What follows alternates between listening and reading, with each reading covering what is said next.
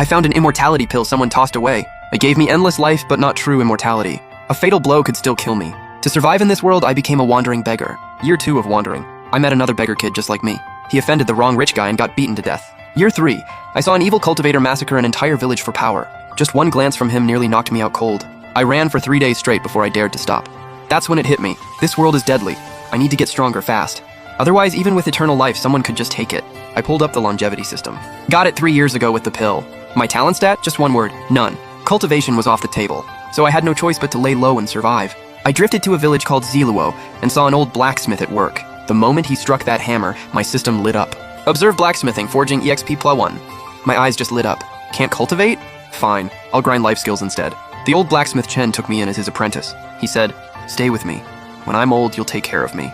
He looked at me with kind eyes. I kowtowed 3 times right there. From that day on, I was Shenan, the blacksmith of Zeluo. With his guidance, my system went into overdrive. Others forged iron for a living. I forged iron for EXP. Touch metal? EXP +1. Stand near the forge? Fire affinity +1. Anything metal related, my EXP bar just exploded. My master spent his whole life reaching high-level blacksmith.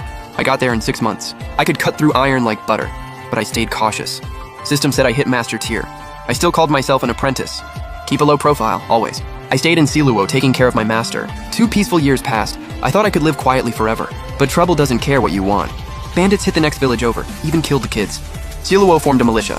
The captain was Zhao Dazhuang, but all he had was a rusty cleaver. No way he'd survive. I looked at my aging master and finally made a choice. I don't look for trouble, but I won't let my home get destroyed either. That night I took out my savings. I had no spiritual power, just decades of forging knowledge. I poured everything I knew into one blade. The sword gleamed cold. No spiritual energy, just pure, deadly sharpness. I left it at Zhao's door. No name, no trace. Just wanted to protect my home. When the bandits came, everyone hid in the mountain cave. I helped my master to a corner, pretending to be scared. Less than half an hour later, Zhao stumbled back, covered in wounds, holding my sword. He looked dazed. "They're all dead!" The villagers rushed to ask. His voice shook. "This blade is insane!" I just swung once and the bandit, horse armor and all, got split clean in half. The cut was so smooth, like slicing tofu.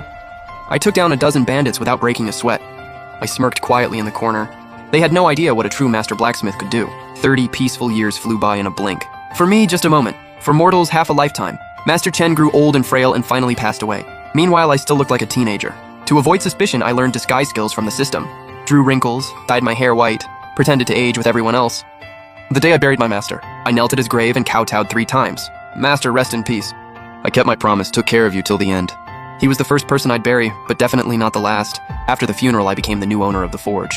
But people started whispering, "Why doesn't he age?" I knew it was time to leave Zeluo. To hide my immortality, I'd have to change identities every few decades. One stormy night,